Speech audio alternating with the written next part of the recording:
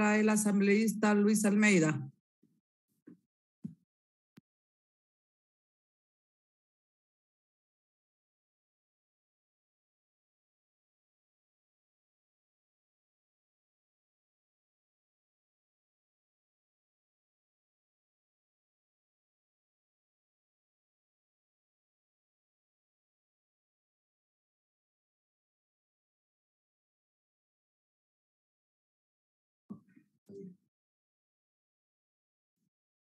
Muchas gracias, señora presidenta.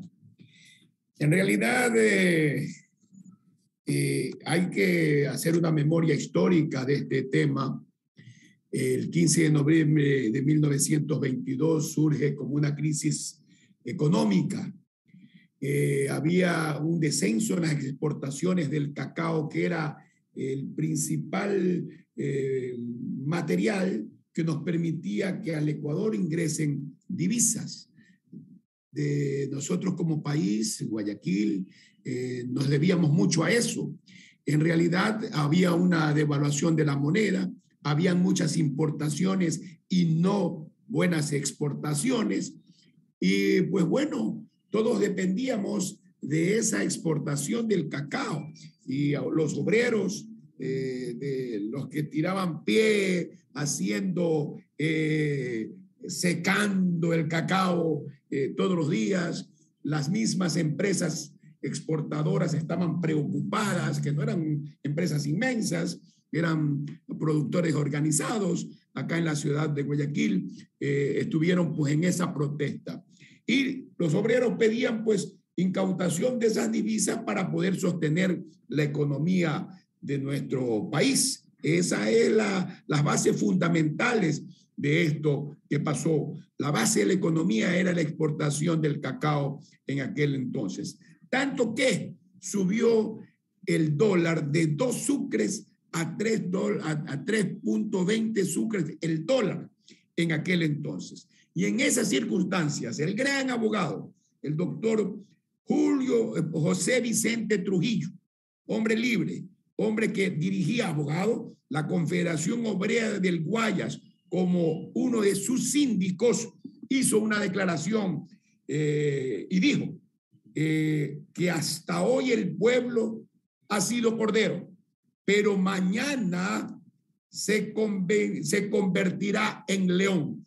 Era una protesta espontánea, desesperación, no quizás las emociones de que en la Unión Soviética había habido acciones afuera, acuérdense ustedes, eso también pudo haber influenciado, pero lo cierto era un problema económico aquí en nuestra patria ecuatoriana. Por eso inclusive la ciudad de Guayaquil distinguió al doctor José Vicente Trujillo, gran abogado guayaquileño, profesor universitario, vinculado no al Partido Comunista, sino al socialismo, según tengo información. Era realmente un hombre que estaba a la defensa de los obreros aquí.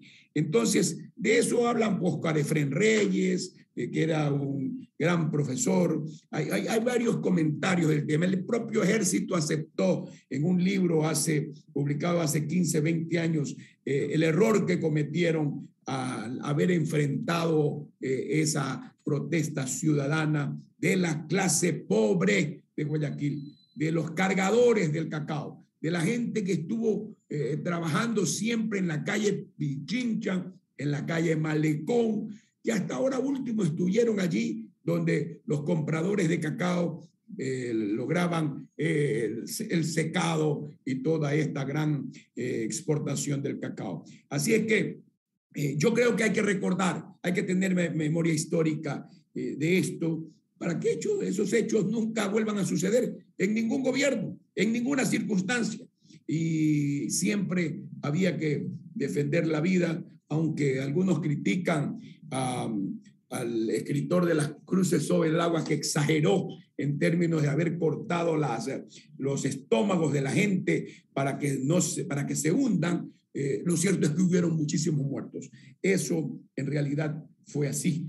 y por lo tanto lo que había era una protesta ciudadana general de la clase media inclusive, que protestaba por la situación porque todos dependíamos exclusivamente de las exportaciones cacauteras. Recuérdense ustedes que el cacao nos liberó como patria primera a Guayaquil en 1820 y todas estas situaciones que en definitiva siempre nuestra gente estuvo en la acción libre de lograr mejores días.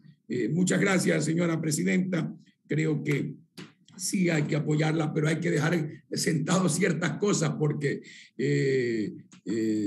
no vayamos a otras circunstancias, sino a las varias realidades o a las varias opiniones que hubieron en ese momento. Yo doy esta, que está inclusive, lo pueden ver en los libros de internet, y hay también esa posición. Por lo tanto, siempre hay que defender a los trabajadores porque son la base fundamental, del desarrollo de los pueblos. Muchas gracias, señora presidenta.